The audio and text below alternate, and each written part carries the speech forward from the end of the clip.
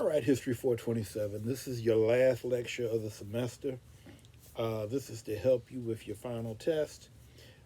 Your final test question deals with the issue of what were the factors that led to change in South Africa, um, and how did it happen? Basically.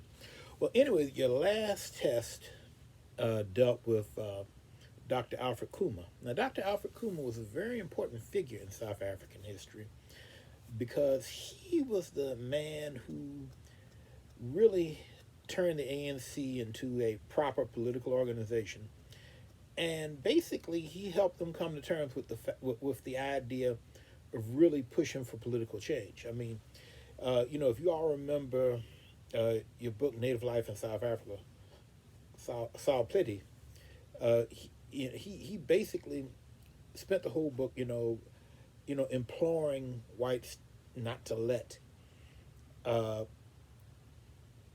black Africans be done wrong, that they helped them. And really, the ANC continued that model for many years of basically writing letters and asking for help. And as you all should remember from reading the Alfred Kuma book, that when Kuma went before the United Nations and he exposed what South Africa was trying to do in Southwest Africa, modern day Namibia, he was able to shut down the attempt to incorporate that territory into South Africa, and eventually set the stage for an independent Namibia. Now, the thing that's really significant is that the post World War II period was when the National Party, an Afrikaner party, was able to get really strong control of the national government, and they transformed the system of government. South Africa had already been a segregated form of government. Going back to the Union of South Africa in 1910, it had limited black political power, and by 1936 they had gotten rid of it. And the processes of passes, restricting workers to hostels, all that kind of stuff, all of that stuff began before apartheid. The thing about apartheid that's really significant, however, is that apartheid was really, it was a couple of things going on. It was, first of all, it was very much an African nationalist movement, and then also it was an attempt really to try to argue that since it was a nationalist movement, it was an attempt to preserve the national identity of Afrikaners, and it really paid lip service to the idea of respecting African national identity. This connects back to the Natives Land Act, which reserved land for black South Africans. In other words, it basically argued that by their kind of funny math, to use the old George W. Bush term, that whites were actually entitled to most of the land in South Africa, and that blacks should have their own areas where they can kind of be by themselves and just kind of develop. Now, in real terms, the amount of land that blacks got was so little that they could not take care of themselves, and they were forced into the greater economy. Now, the problem, however, is that by the time you get to 1948, the world has changed. Colonialism, as it was practiced in the beginning of the 20th century, was dying out. And the idea that you would have tiny white minorities ruling over large black majorities was becoming less and less acceptable. Now, the one thing that South Africa did have in its advantage was that the Cold War was developing, and the South Africans, the Afrikaners, could hold themselves up and say, look, we support capitalism, we support democracy, democracy for white folks, and we're not communist. And that bought South Africa a certain amount of time, especially with more conservative political leaders in the West. You know, people who were very strong anti-communists in the West, and also, frankly, people who were segregationists in America, you know, sympathized with South Africa. They saw people who were dealing with a situation not unlike theirs. Now, in this situation, the ANC rose up and demonstrated vigorously, you know, throughout the 1940s and the 1950s, but to no avail. The Afrikaner Party was determined to maintain power and to maintain apartheid. Eventually, the ANC, the African National Congress, and also the Pan Africanist Congress decided that they would engage in armed struggle. Now, the problem is, of course, is that these groups were not particularly trained. They didn't have access to weapons. South Africa was a very developed country that didn't have, you know, remote mountains or deep jungles where rebels could hide. And so, really, by 1964, just about all of the rebel movements had been subdued, and the leaders, you know, most famously, of course, Nelson Mandela, had been put in prison. And so, really, by the mid 60s, to the outside world, it looked like, you know, the Afrikaners had won. You know, they had maintained control of South Africa, and they were going to dominate it. However, there were issues that would eventually undermine their control. First of all, you just have a simple matter of demographics. The white population in South Africa was never larger than 21%. And, you know, as the book, you know, the chapters I gave you from Leonard Thompson's History of South Africa mentioned, the largest percentage of white population in South Africa was reached in 1936, when whites were 21% of the population. From that point forward, the percentage of whites in the overall population declined. Now, this is very significant because ultimately there would be significant shortages of people for skilled jobs, semi-skilled jobs, for managerial jobs. And so, despite the fact that the apartheid government was powerful, economically it could not exist without black labor.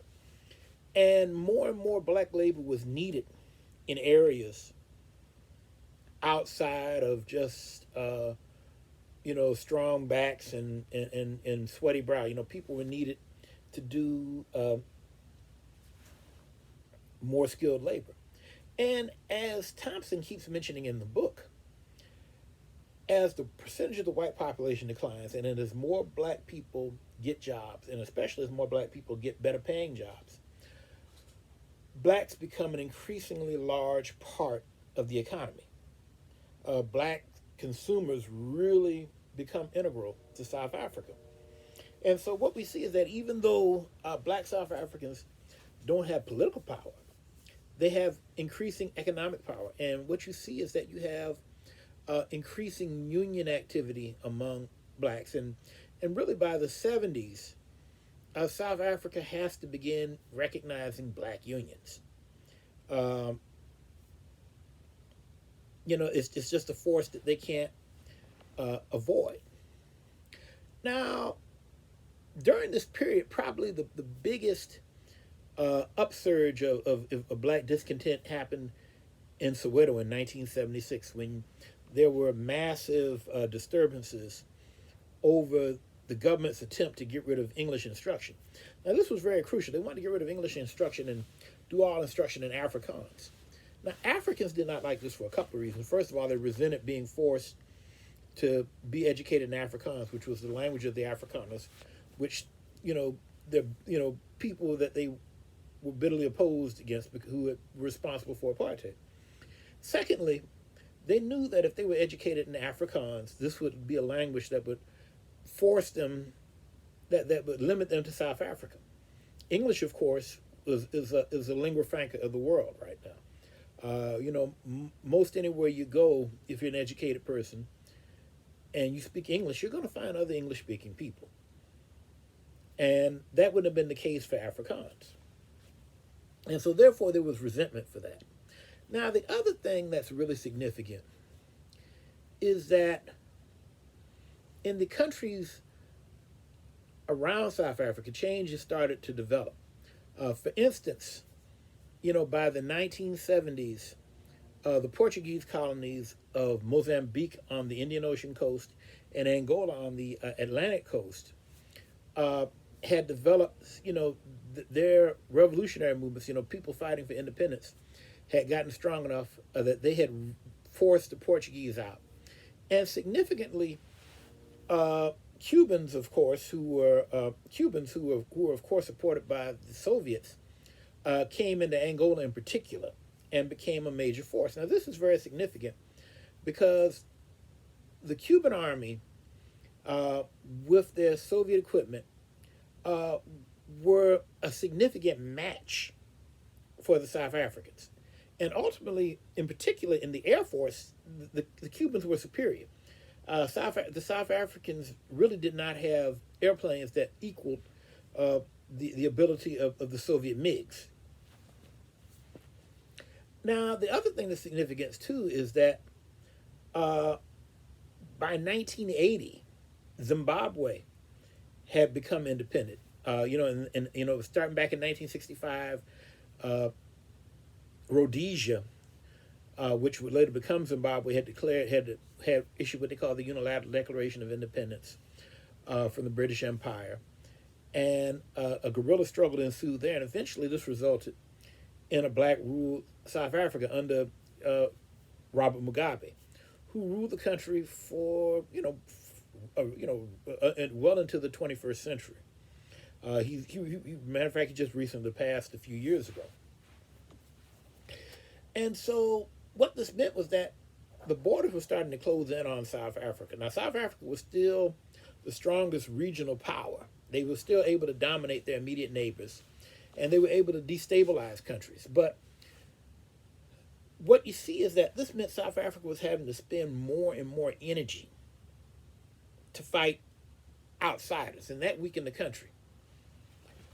Now, what we see is that as you get into the 1980s, there's more and more instability. There's more fighting in the townships.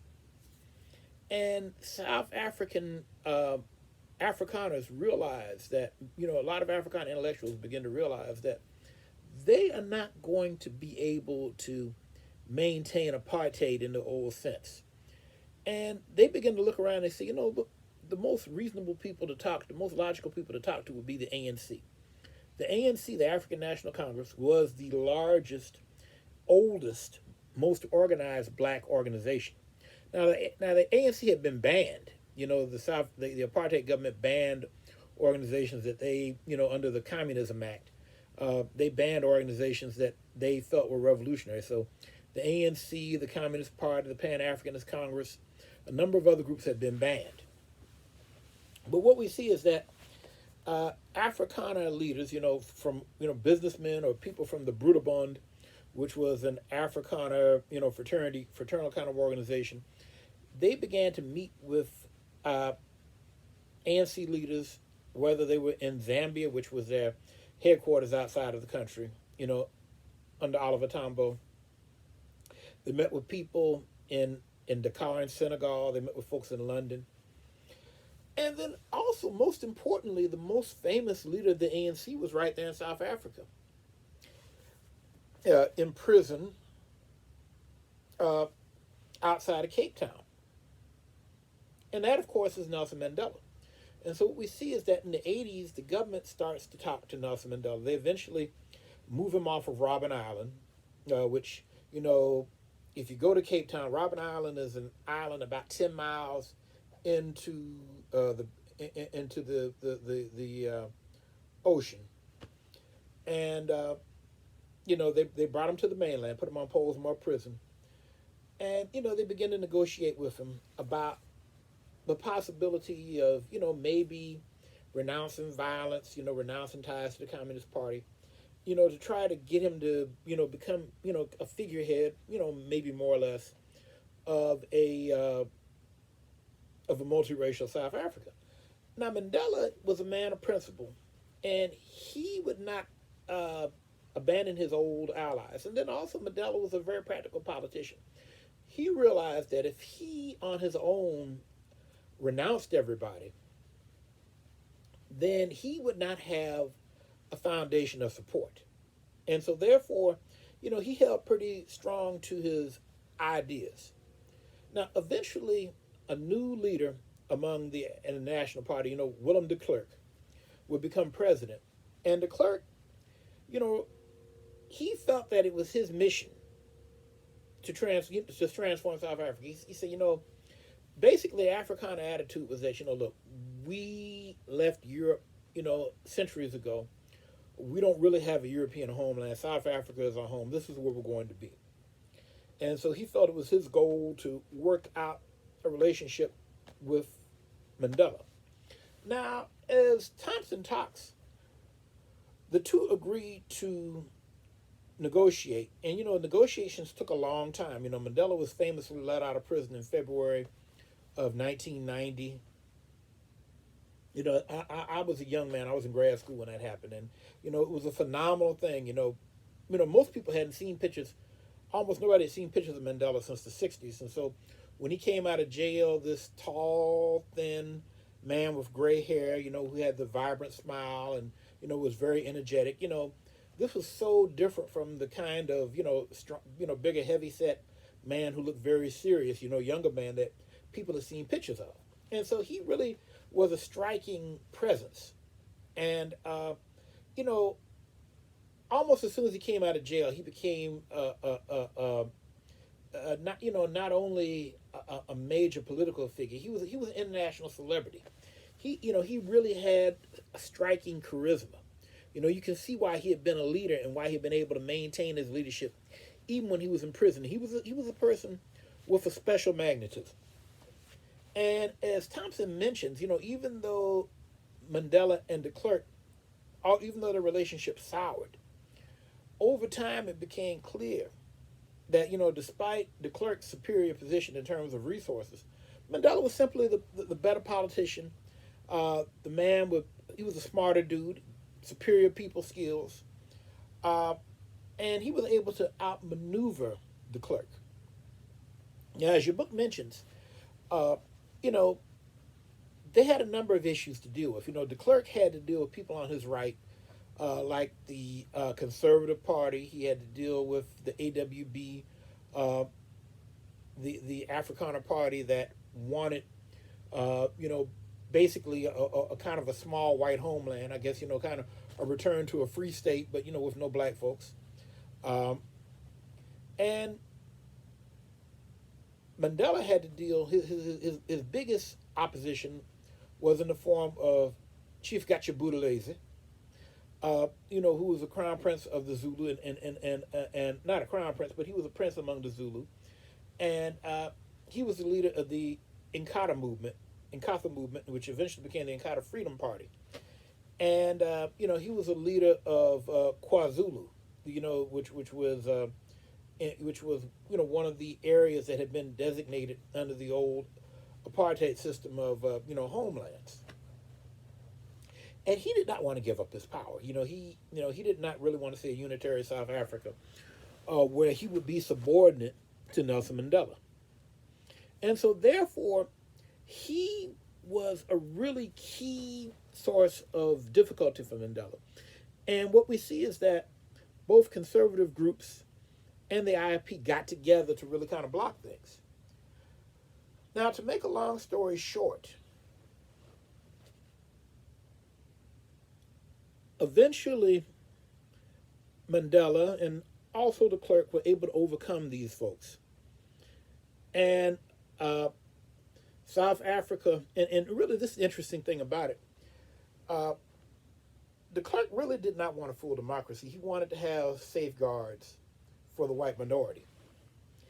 Mandela made it clear that wasn't going to happen. But interestingly enough, Joe Slovo, who was a white member of the ANC and also a member of the South African Communist Party, was able to negotiate pretty creatively the idea that there should be temporary, basically in 1994, Mandela would win, he would become president, but he agreed to only do one term. He stepped down in 1999. And basically, up until 1996, there would be special privileges for minority groups in order to ease the transition. And when it became clear that this was the best they were going to get, de Klerk agreed to that. And so it's under this situation that you eventually have a transition to a democratic South Africa. Nowadays, South Africa does have, full democracy. The ANC is a dominant power in the country. Although it's gone through some issues because, particularly like with President Zuma, he got caught in some controversy, that kind of thing. So they've had to kind of watch themselves at times. But so far, South Africa is staying, pretty reliably democratic, and has been a success story. Although there are economic issues, because the issues of land that go back to the time of Apartheid, those still exist. But at least in terms of a political transition, South Africa has been successful. Anyway, I hope this helps you all with your final test question. Take care.